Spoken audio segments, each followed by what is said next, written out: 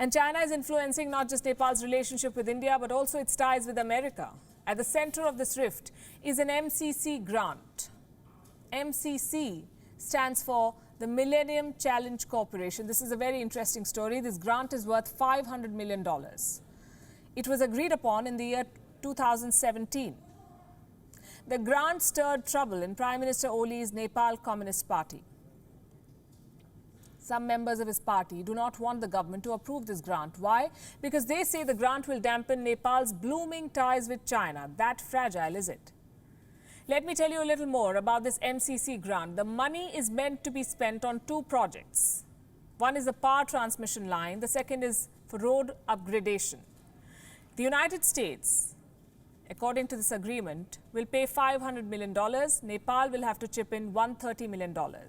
Moral of the story, Nepal will sacrifice infrastructure development just to please China. Some members of the ruling party believe that accepting the MCC grant, and listen to this, accepting a grant from the US would undermine Nepal's sovereignty. So here's my question to them.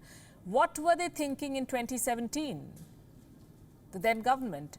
Why did Nepal sign up for China's Belt and Road project? That is when Nepal pretty much dished out its sovereignty to China. And China has only made inroads since. So much so that China can now influence Nepal to deny developmental aid from America. What will it dictate next? Bilateral relations, perhaps. Nepal is moving away from the US and from India. Not just moving away, also souring ties. This is exactly what China wants, some say. Its plan, in fact, is falling into place. Let me explain this. Xi Jinping visited Nepal last year, just after he came to India. And he pledged a $500 million aid. The idea was to counter the American aid, which is also for $500 million. Fast forward to 2020, Nepal's ties with India hitting rock bottom and Nepal's ties with the United States at stake. Does the government of Nepal not see this? It does. It is complicit in this capitulation. Prime Minister Oli's foreign policy is tilted towards China. There are no secrets there. The previous governments tried to strike a balance. Oli wants none of that. His leanings are clear and they're out in the open. But can Nepal afford this? The answer is no.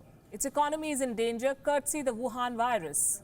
There's been a dip in remittances. Tourist dollars have dried up. In times like these, the last thing you want to do is put all your eggs in one basket. But Nepal is doing exactly that. It's a disastrous move, steered by a dangerous ally. How much does Oli even understand China's functioning? Consider this. Before Xi Jinping's visit to Nepal last year, Nepalese leaders attended a training program. What were they being trained for?